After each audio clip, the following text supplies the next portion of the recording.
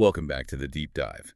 Today we've got a really unique kind of source material in front of us. Yeah, it's definitely not your typical market report or, investment strategy. Not at all. It's much more internal, like an intense, repetitive inner monologue. That's a good way to put it. It's basically this pure declaration of a desired state, a script someone would use to, well, program themselves for massive success. Right. So the question we're tackling is, what actually happens mentally, maybe even spiritually, when the only voice you consistently listen to is one that's totally dedicated to your ultimate success? Exactly. We're going to try and unpack the sort of psycho-spiritual architecture of wealth that's laid out in these statements. It's all about the mindset needed to become, as the source puts it, the architect of financial destiny. Okay, so that's our mission. We're exploring this mindset, and it seems like it breaks down into maybe three core pillars. I think so. We can look at it as, first, this deep sense of worthiness, then the active part, the creation, and finally, what that all leads to the freedom and legacy. Makes sense. Let's dive in. Where do we start? Well, we absolutely have to start with that foundation, worthiness. Because the source material is really clear on this. Before you can attract wealth, you have to become it internally. You have to feel it first. And the language it uses. Uh-huh. Wow. It's incredibly absolute. There's no hesitation. No. Things like, I am the embodiment of wealth and abundance. Or, I'm a magnet for prosperity. Yeah, it's all present tense. It's being. But the phrase that really jumped out at me was, I am already wealthy in my mind. And the world reflects it back. Yep.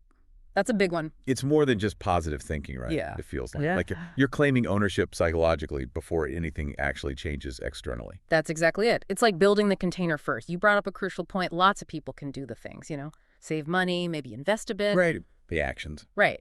But if deep down they don't believe they're truly worthy of, say, limitless success or real luxury, well, the source implies they'll somehow sabotage themselves. Mm-hmm. So that self-worth piece, I am deserving of financial freedom, I deserve generational wealth, that's positioned as the absolute engine driving everything else. Okay, but let me just play devil's advocate for a second. Yeah. Because this could sound a bit like, well, just manifestation talk, couldn't it? How does saying, I am a billionaire in mindset actually help someone, pay the bills right now? Yeah. Is it just wishful thinking? That's a fair challenge. I think the perspective here is less about wishing and more about aligning your operational state. If you're always operating from scarcity, from worrying about what you lack. Your decisions are fear-based. Exactly, fear-based decisions. Yeah. But if you genuinely operate from a place of abundance, a place of worthiness, you start thinking like an owner. You spot opportunities differently. You take calculated risks with more confidence. So it's about the daily mindset, not just hoping for a future outcome. Yes. Thinking like a millionaire every single day, as the source puts it, not just on payday. And that affects everything, how you negotiate, who you connect with, the energy you bring to your work. It's like raising your internal baseline, deciding that success isn't just a nice to have, it's your default expectation. Precisely. And that's where some of the more perhaps abstract language fits in, like being tuned into the frequency of abundance. Right. Or vibrating at the frequency of unlimited prosperity. Yeah. Think of it like tuning a radio. If you want 98.7 FM, you got to dial into 98.7 FM. If your internal dialogue is stuck on the static of fear and doubt, you'll miss the signal of opportunity. That's the idea. Internalizing that worthiness helps you naturally align your focus, your awareness, with possibilities you might have completely missed before. Okay. So worthiness is the switch. We flip it internally, but then what? You can't just sit there feeling worthy, right? Definitely not. The source seems to pivot pretty quickly from that receiving state, that magnet idea, to actually building something, to being the architect, not just the attraction. And that's such a critical shift. Because, belief is one thing, but the source is very clear that this belief needs a structure. You need blueprints, materials, effort. You need to build. Yeah, the architecture of abundance isn't just going to appear. And the language changes here too, doesn't it? It gets very operational. Very practical, less poetic, more focused on the how. Right. It really hammers on discipline. Discipline with my habits. Focused, driven, and consistent in my wealth-building actions. It almost sounds like the real foundation isn't money, but just mastering yourself, your habits. Absolutely. And there's one specific habit it really singles out, which is interesting. What's that? The ability to delay gratification. It explicitly says you need to be disciplined enough to delay gratification for long-term gain. Ah, that's huge. especially now. Right. In a world that's all about the instant click, the immediate reward, that discipline becomes a massive advantage, choosing the forest later over the single tree now. That really makes you think. Most people are chasing that quick dopamine hit, the new gadget, the impulse buy. This mindset flips it completely. It does. It's saying, I'm going to deny myself this small pleasure today so that my future self can have, well, total freedom. That takes incredible foresight. And it ties straight into the mechanism for how wealth is actually created according to this material. It's all about value. Okay, explain that. Well, instead of saying, I need to chase money, the source flips it to, I am a value creator. And wealth flows to me because I serve others. I remember that line. Exactly. So money isn't the goal, it's just the scoreboard. It's how the world measures the value you've successfully put out there. So the real focus has to be on constantly improving what you offer, mastering the art of creating value that money chases. Precisely. Which implies a relentless work ethic. You have to be delivering something people genuinely want or need. And that ethic needs to be tough because things go wrong. For sure. And the script addresses that directly. Resilience is key. Being resilient when faced with setbacks, and more than just bouncing back. Wow. Being a problem solver who sees solutions where others see obstacles, that's strategic. That's thinking like an architect who hits a snag. You don't just stop building, you figure out a workaround. You recalculate, you have a long-term vision. Okay, so if we nail this phase, the worthiness foundation plus the disciplined, value-driven action, where does that take us? We're moving beyond just earning. Yeah, you're moving from actively building the walls to designing systems that maintain themselves. You're laying out the infrastructure for something sustainable. This is where those vivid metaphors come in, the ones you mentioned earlier. Oh yeah, they're powerful, creating multiple rivers of income that flow endlessly toward me. And the other one, planting seeds today that will grow into forests of wealth tomorrow.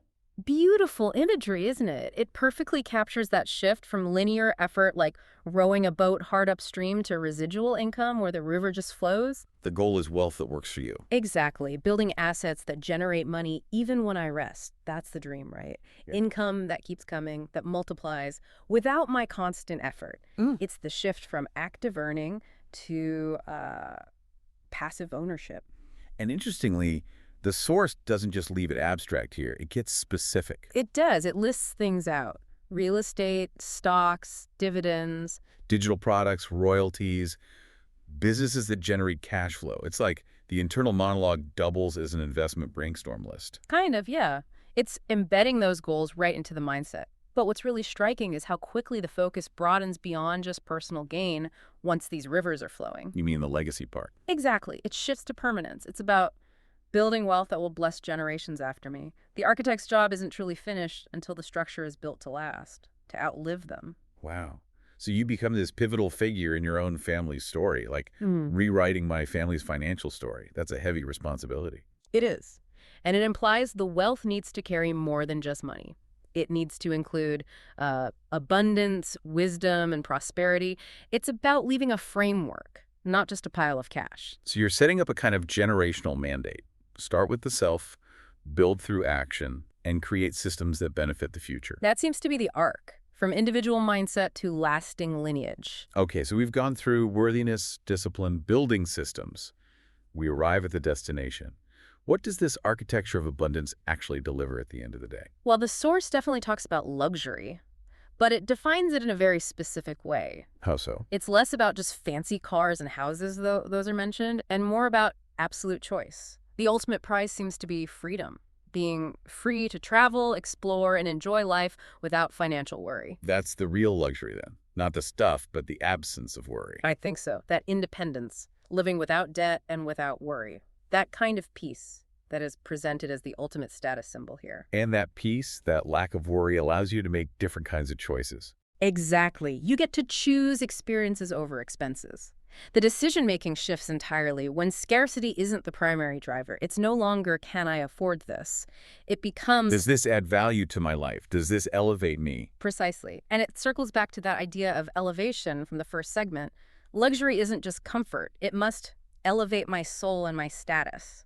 So the environment you curate for yourself, your home, your travel, everything it needs to reflect that inner worthiness you started with. Yes, it needs beauty and refinement to constantly elevate mind, body, and spirit. The external world you design becomes a mirror, reinforcing the internal state you cultivated. So the whole thing becomes a closed loop. Feel worthy, act with discipline, build systems, and those systems then provide the freedom and resources to create an external reality that confirms the initial worthiness. Beautifully put. Where money supports me, not controls me. That allows you to design my life exactly the way I want it. It sounds like the ultimate form of self-actualization almost. Financial control just clears the way. That's definitely the implication. Taking money worries off the table frees up all that mental energy.